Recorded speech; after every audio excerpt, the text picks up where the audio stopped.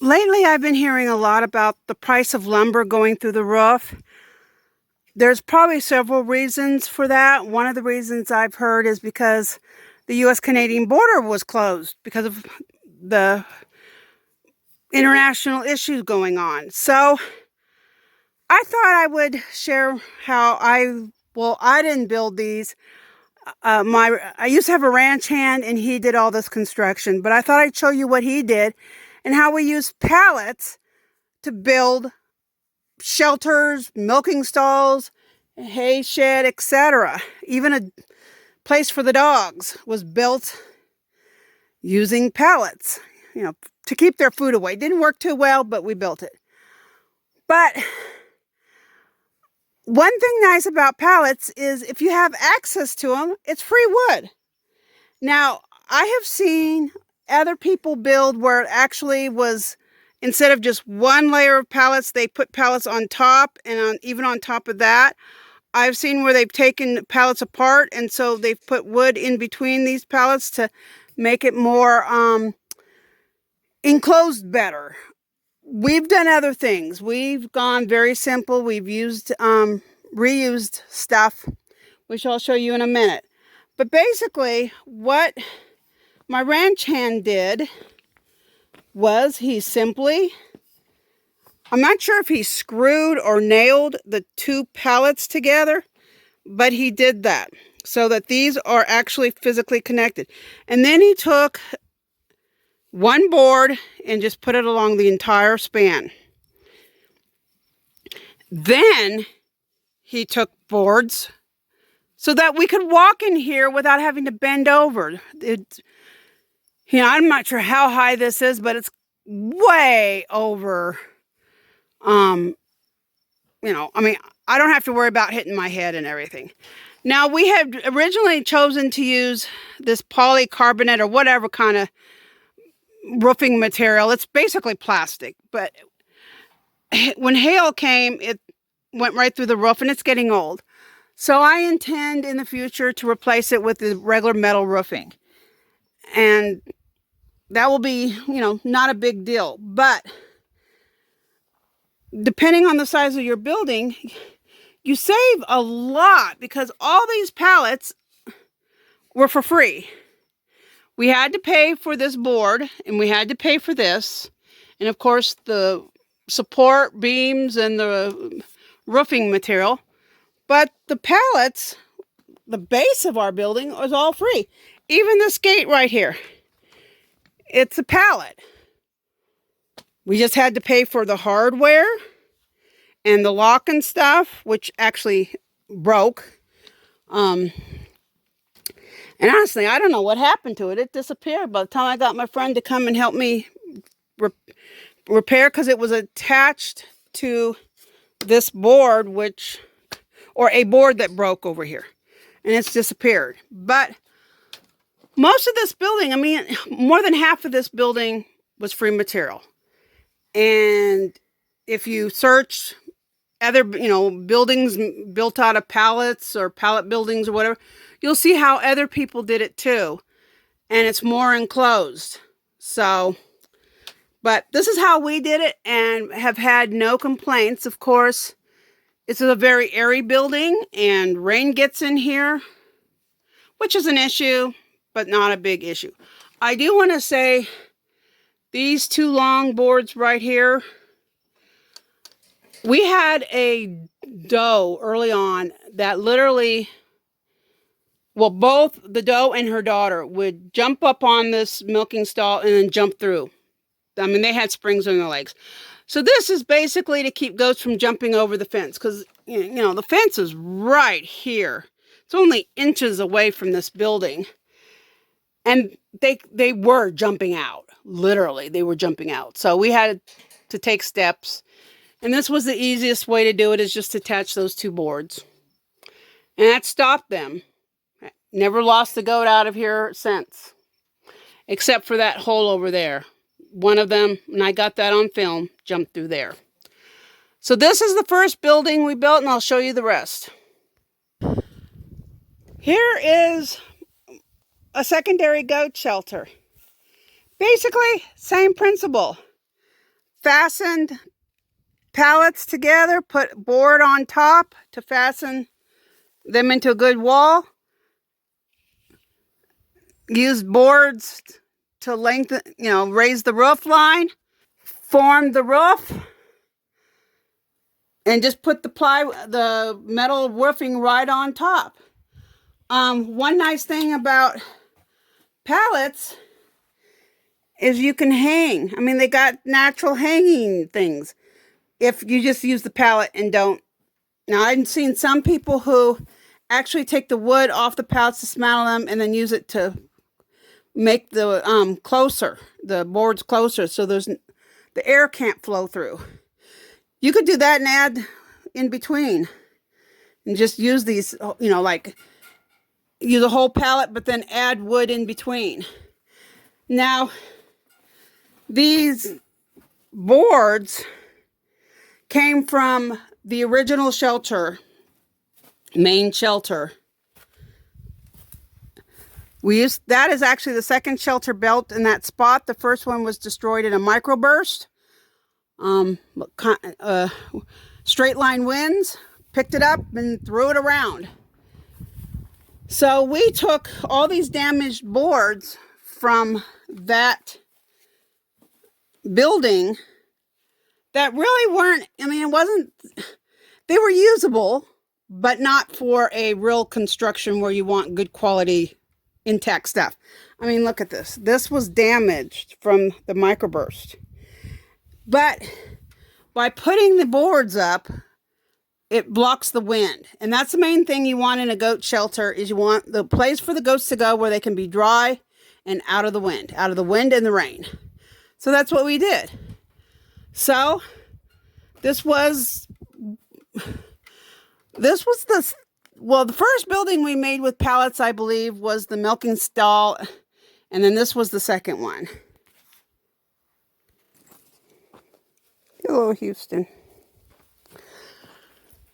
Again, this is the goat shelter over in the buck paddock. And similar design. Roof is at an angle so that the rain will fall off. We got pallets all the way around with boards tying everything in as much as possible. So yeah, basic, similar design. One thing though, Houston, sorry about that. I almost tripped over Houston. When we built this paddock, the floor level was much lower. And so I could walk all the way over to this side over here, where the roof is lower, and stand up straight. Can't do that anymore. Because as I put hay and stuff in here, and sometimes if the weather's bad, I feed the goats in here, and it's just built up and composted, and the floor level has risen. So whereas at the opening here, I can stand comfortably, by that wall I have to bend over, which is a pain. So if you're going to use this kind of method to build yourself a shelter for your animals, and you want to be standing up, think about that between the hay and everything, that the floor could rise. And we have two dogs that look like they're having fun.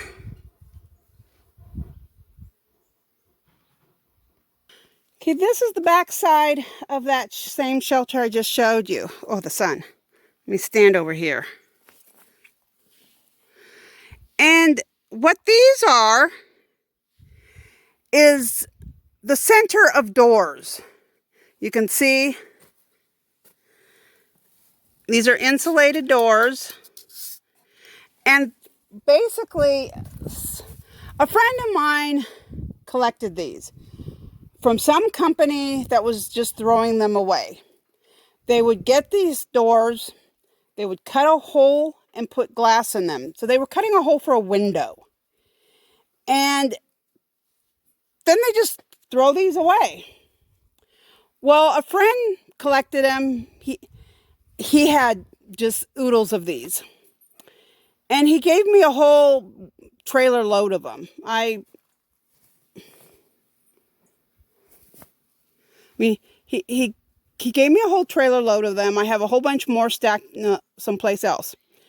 So my ranch hand sanded the sharp edges, because all these had sharp edges that you could cut yourself on. And he sanded them all down with a metal sander, and then he just screwed them up. And yeah, you may not have access to something like this, but what do you have access to? You know, the purpose of this is just to block the wind. Okay, this is my hay shed. It's built pretty much the way all the other buildings are built.